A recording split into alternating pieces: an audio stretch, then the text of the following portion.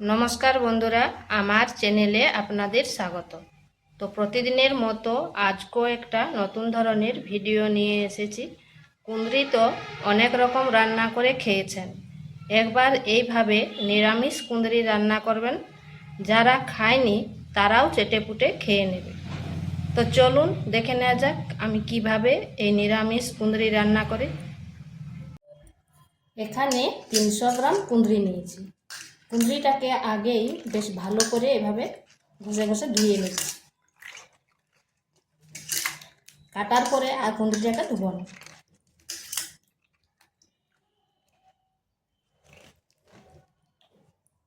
এইভাবে ধুয়ে নিচ্ছি। কুঁদরিটা ধোয়া হয়ে গেছে, এরপর কুঁদরিটাকে কেটে নেব।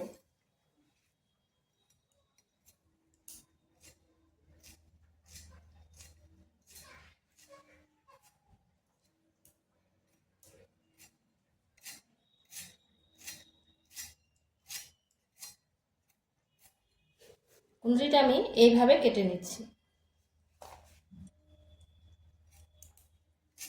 মানে খুব মোটাও না আর খুব পাতলাও না।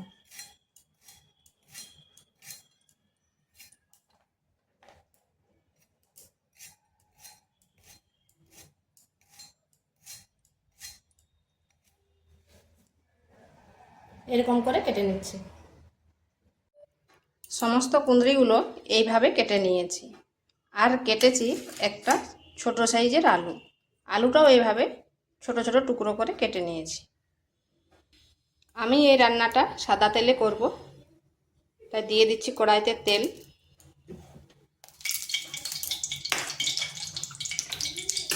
দিয়ে দিচ্ছি কেটে রাখা আলুগুলো।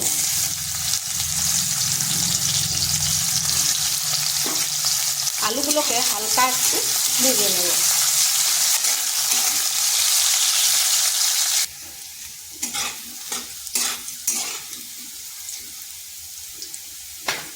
আলুগুলোকে হালকা ভেজে নিয়েছি, এরপর দিয়ে দিচ্ছি কুঁদরিগুলো।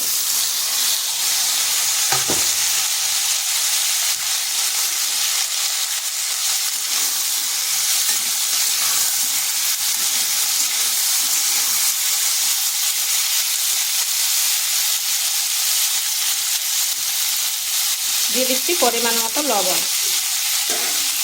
আর দিচ্ছি সামান্য হলুদ গুঁড়ো।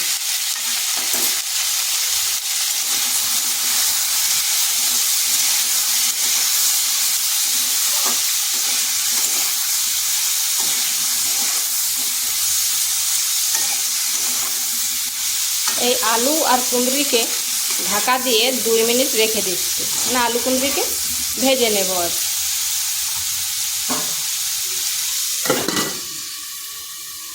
এখানে একটা মশলা করে নেব। নিয়েছি চীনাবাদামটা হালকা একটু ভেজে নিয়েছি। দিয়ে দিচ্ছি 1 চামচ পোস্ত, 2টো কাঁচা লঙ্কা, আর দিচ্ছি আদা। এরপর এগুলোকে বেটে নিচ্ছি। মাঝখানে একবার ঢাকাটা খুলে করে নেড়ে দিয়েছিলাম। কুঁদরি আর আলু ভাজা হয়ে গেছে, এগুলোকে নামিয়ে নিচ্ছি। ওই কড়াইতে আর 1 চামচ তেল দিয়ে দিচ্ছি। দিচ্ছি গোটা জিরা,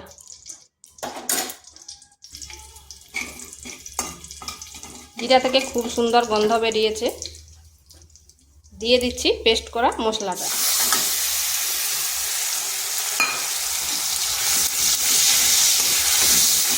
এই মশলাটা খুব কষে নিচ্ছি।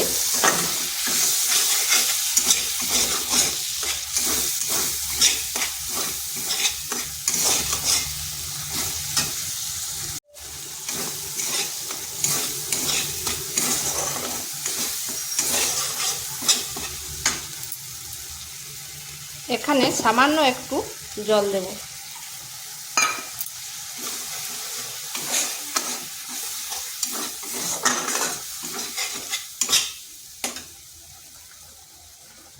দিয়ে দিচ্ছি জিরে গুঁড়ো,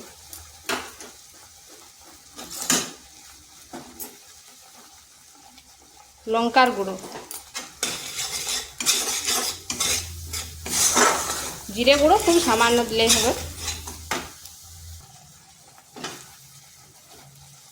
হলুদ গুঁড়ো,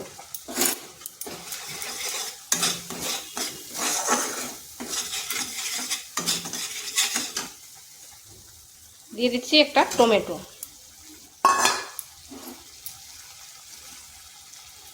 আর পরিমাণ মতো লবণ। লবণটা আন্দাজ করে দেবেন, যেহেতু কুঁদরি আলু ভাজার সময় লবণ দেওয়া ছিল। আর ঝালটা নিজেদের আন্দাজ করে দেবেন।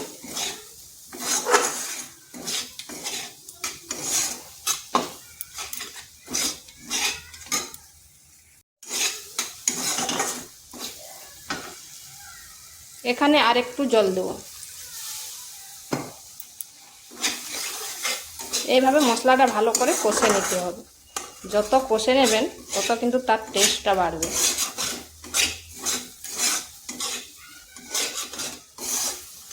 আমার কড়াটা নতুন তো, তাই এইভাবে লেগে যাচ্ছে।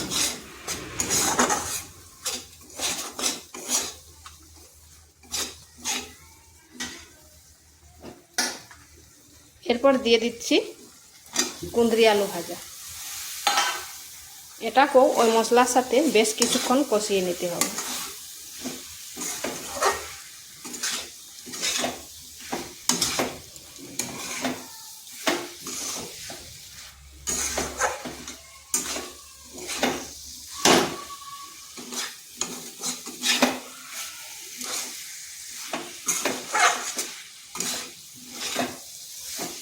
কষানো হয়ে গেছে। এরপর এখানে দিয়ে দেবো জল।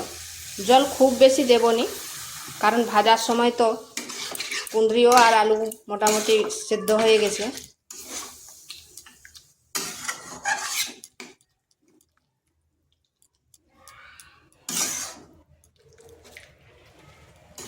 এখানে যদি আপনারা চান সামান্য একটু চিনি দিয়ে দেবে, কিন্তু আমি চিনি ব্যবহার করব না।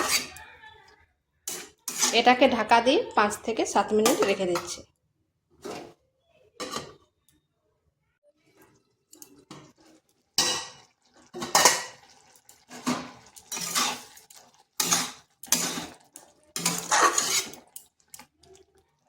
দেখুন আলুগুলো খুব সুন্দরভাবে সেদ্ধ হয়ে গেছে, আর কুঁদরি তো সেদ্ধ হয়েই যাবে। আর এটাকে আর বেশি শুকনো করব নি, এইভাবে থকথকে করব, মাখো মাখো যাতে হয় আর কি। তো এইভাবে একবার নিরামিষ আলু কুঁদরির রেসিপি করে দেখতে পারেন, খেতে দারুণ লাগে। এটা ভাত বলুন, রুটি, পরোটা সবের সাথেই কিন্তু খেতে দুর্দান্ত লাগে। তো ভিডিওটা ভালো লাগলে লাইক, শেয়ার, কমেন্ট অবশ্যই করবেন। আর নিত্য নতুন রেসিপি পাওয়ার জন্য চ্যানেলটিকে সাবস্ক্রাইব করবেন। এটা হয়ে গেছে, এরপর নামিয়ে নিচ্ছি।